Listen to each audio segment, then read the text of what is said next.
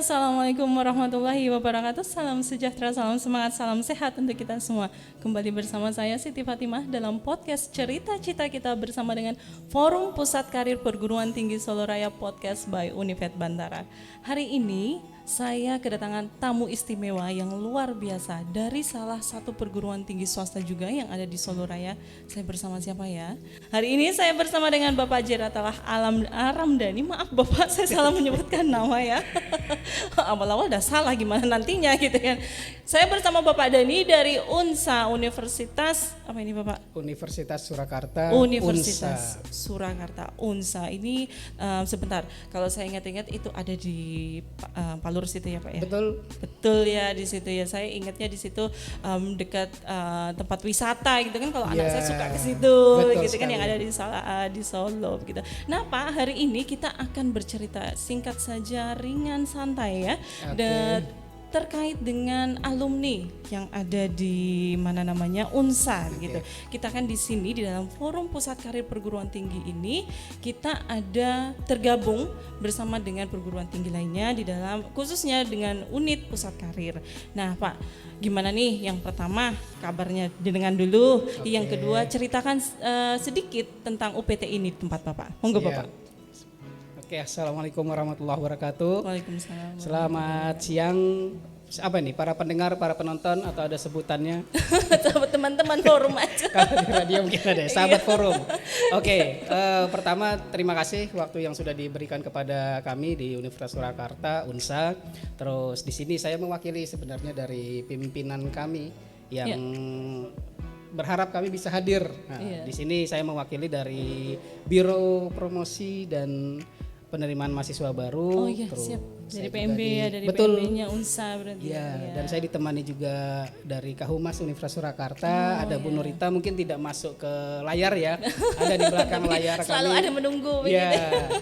Terus di sini tadi sudah disebutkan nama saya Jeratullah Ramdhani. Mungkin saya manggil Mbak apa Ibu ini? Adik aja. Kepada Mbak Ime mungkin penyebutan nama saya mungkin sudah orang yang kesekian salah dalam menyebutnya.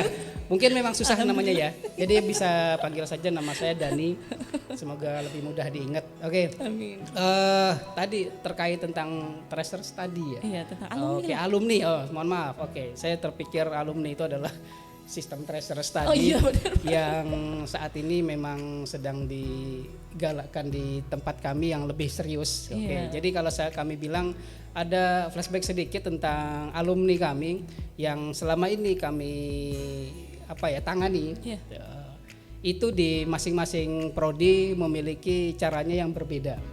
Misalnya jadi di prodi ya Pak ya? Ya, jadi untuk prodi satu dengan prodi yang lain untuk mengikat para alumni itu tidak sama, tidak terpusat kemarin ya, tidak terpusat pada satu universitas. Artinya kalau misalnya tanya ke universitas secara langsung, alumninya kemana aja. Jadi memiliki kita cara masih yang harus berbeda. butuh bertanya ke prodi. Betul, seperti itu. Belum terpusat lah. Karena menurut mereka treatment untuk membuat mahasiswa, kita kan juga menerima mahasiswa kelas sore atau kelas karyawan. Iya, itu kalau di tempat kami Univet Bantara namanya non-rek. Non-reguler. Jadi beda-beda namanya ya. Iya, benar banget. Mungkin ada sekarang namanya RPL kali ya. Apa itu?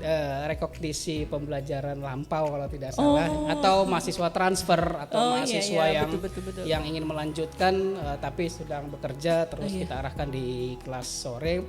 Jadi mungkin kalau karir yang di kelas sore, kalau kita bahas di sini, mereka adalah orang-orang yang sudah bekerja. Benar banget. Jadi kalau kita fokus ke reguler pagi, bagaimana mentreatment mereka yang benar-benar fresh graduate untuk mendapatkan pekerjaan.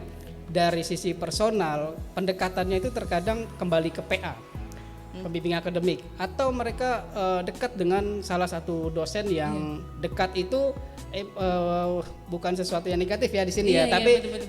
Bagaimana mereka bisa terbuka satu sama lain dalam berdiskusi rencana mereka setelah kelulusan, rencana mereka apakah keilmuan mereka itu benar-benar bisa diterima di masyarakat, terjun di dunia kerja.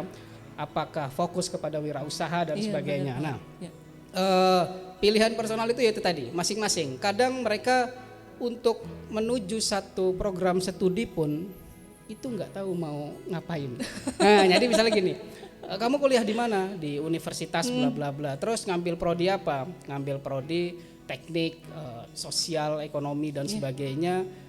Pun mereka belum paham outputnya kemana, lulus mau sebagai apa. Terkadang hanya ikut-ikutan kawan ataupun arahan dari keluarga. Itu besar sekali ya pengaruh-pengaruh lingkungan dari keluarga. Kamu mau kerja dulu apa langsung kuliah, itu ada pertanyaan di keluarga saat mereka sudah lulus SMK, SMA dan sebagainya. Pertanyaan seperti itu yang sampai mereka sudah semester 5, semester 6 itu belum bisa terjawab. Sampai terus ada kegiatan lapangan misalnya KP, KKN, praktikum dan sebagainya yang akhirnya mereka tahu, oh ya saya tahu nih mau kemana. Nah di situ mereka mulai menggodok passion mereka itu arahnya kemana. Berarti untuk menemukan yang tadi yang namanya cita-cita itu tuh butuh proses gitu.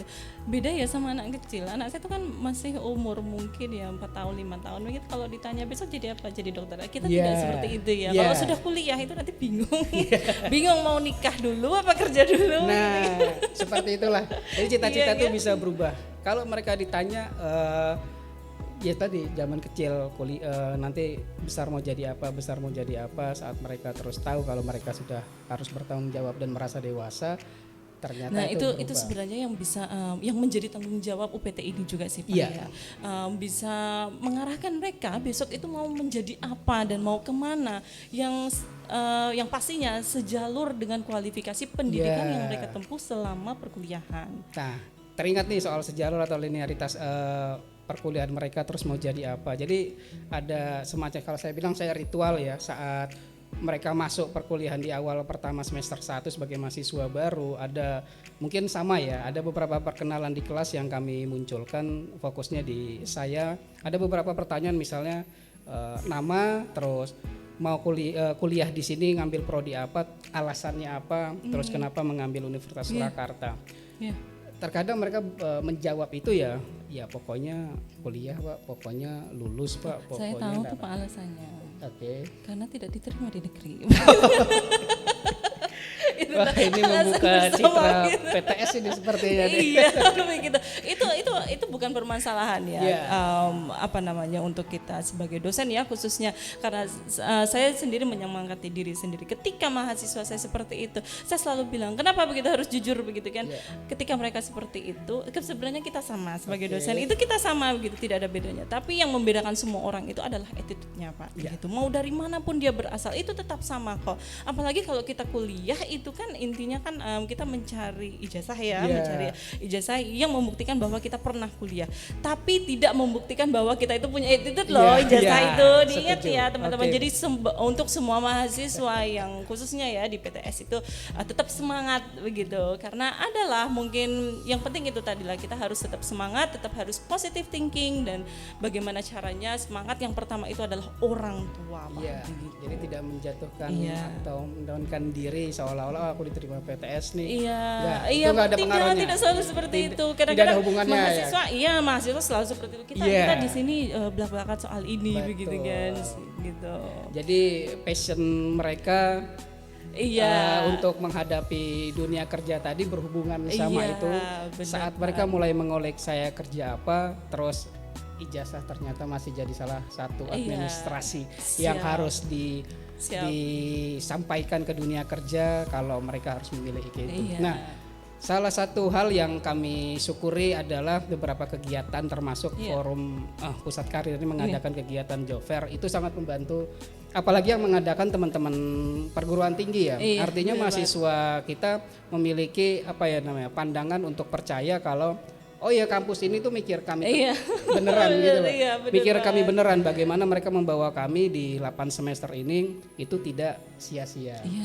Ada beberapa yang kita hubungkan mungkin dengan perusahaan dan sebagainya. Siap Pak Dhani, itu bisa kita ambil sebagai motivasi ya, sebagai penyemangat kita. Terakhir nih Pak Dhani, untuk closing statementnya mewakili dari Universitas Surakarta untuk Forum Pusat Karir Perguruan Tinggi Solo Raya. Silakan Pak. Untuk Forum Pusat karir Solo Raya. Semoga mungkin sudah disampaikan, semoga bukan kegiatan yang pertama dan terakhir. Ini akan berlanjut.